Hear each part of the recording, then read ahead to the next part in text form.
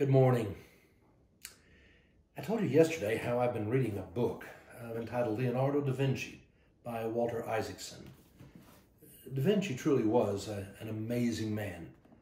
Isaacson says of him, Leonardo was a genius, but more, he was the epitome of the universal mind, one who sought to understand all of creation, including how we fit into it. Leonardo da Vinci had an amazing curiosity. And I told you yesterday, he really had been blessed in two very important ways. One, he was considered in that day an illegitimate son. He was the product not of his father and his wife, but a mistress, another person he had a relationship with. And because of that, then he didn't have to become a notary, as his father was. As 5 generations had been, it was the custom of his day, and because of his birth, he did not have to be a notary.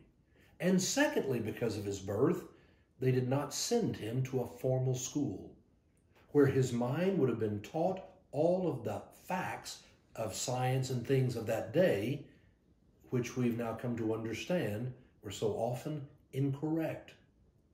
So Da Vinci had the opportunity to wind up being whatever he felt he wanted to be, and to learn all these things purely out of curiosity. Science, math, literature, and engineering, all these things he began to develop because he had such a curious mind. And he would chase all sorts of knowledge, quite often that might really not be relevant, but he wanted to learn things for the sake of just learning things. You know, it was Einstein who said, I have no special talent. I am just passionately curious. Well, obviously Einstein had talent, but he was passionately curious. I thought it was a great statement, really, about Leonardo da Vinci. He was passionately curious, and curious just about anything. It's a trait that you and I can lose as we go through life, to really be just wondering why and to want to learn. Well, in the end, I love the fact that Leonardo da Vinci really began trying to wonder, what makes people yawn? What makes the aortic valve open? How is light processed into your eye? Why does the retina open and close? He studied the placenta of a calf, the jaw of a crocodile, the tongue of a woodpecker. Speaking of, did you know the tongue of a woodpecker is 3 times longer than its bill? That the tongue of a woodpecker, when it goes back into his head, actually goes past its jaw, wraps around his head, and finally ends in his nostril. No, it's the tongue of a woodpecker that is not only used to dig insects out of the tree, it's the tongue of the woodpecker that actually acts as a cushion for its brain. So that when a woodpecker begins to bang on a tree at 10 times the force that would kill a person, its brain is cushioned because of its tongue.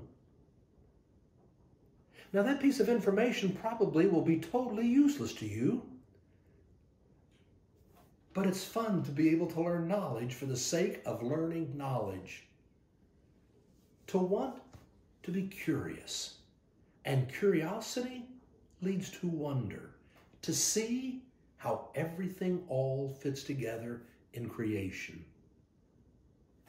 It made me think about one of my favorite Psalms, Psalm 8:3. When I look at the heavens, the works of thy fingers, the moon and the star that thou hast established, what is man that thou art mindful of him, and the son of man that thou dost care for him? Yet thou hast made him a little less than God, and hast crowned him with glory and honor.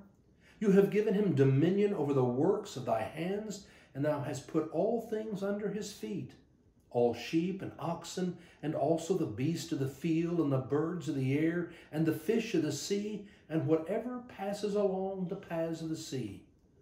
O Lord, our Lord, How majestic is thy name in all the earth. Don't lose your sense of wonder. Don't lose your curiosity. And learning things for the sake of learning, we begin to see how it all fits together. How majestic is thy name in all the earth. I hope that you'll go out and have a safe day and make it a great day as you learn those new things.